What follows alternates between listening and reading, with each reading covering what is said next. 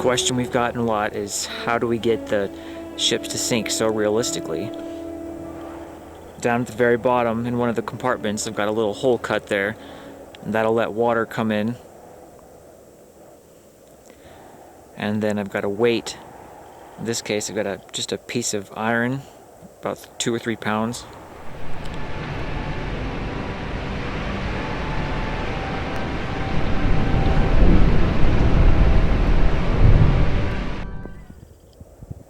All of the wooden pillars you see throughout the boat holding up the decks, they're not even really needed for the structure of the boat, like for holding it together.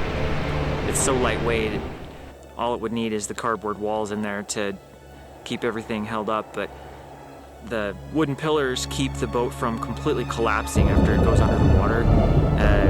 It'll keep the boat standing up sometimes for months or even longer, which is good for filming the underwater wrecks. It keeps it looking more realistic and makes so that you can send cameras into the boat and film the interiors even after it's been at the bottom of the lake for a few months before we pull it back up. So right before it's time to film, I'll take this silicone glue. I'm not actually going to glue it this time because I'm not quite done with everything, but I'll take silicone glue, put glue all along these seams to seal, and then just take this side of the ship, which already has windows cut to allow daylight in for filming.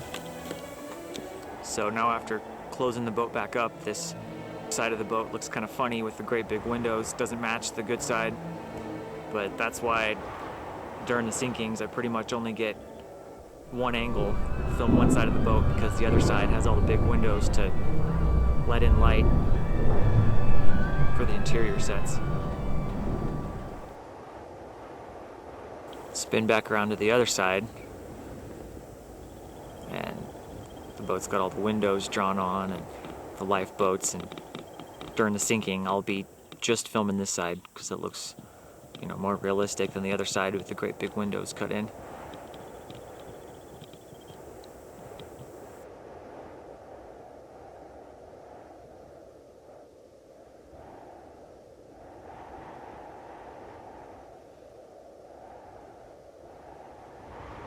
So then to start filming for the interior scenes, once it starts sinking, I've got these little cutout areas on the side of the boat with nails taped to the underwater camera, so you can spin the nail and get different angles of the rooms flooding.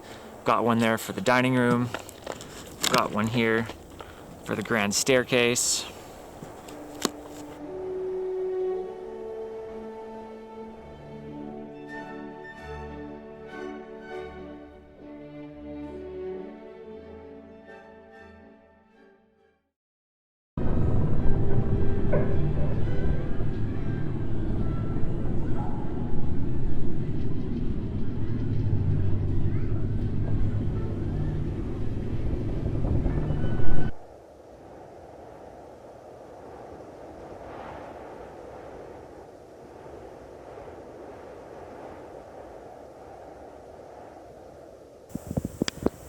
Up here below the smokestack, you can see I've got a smoke bomb set up and ready to go.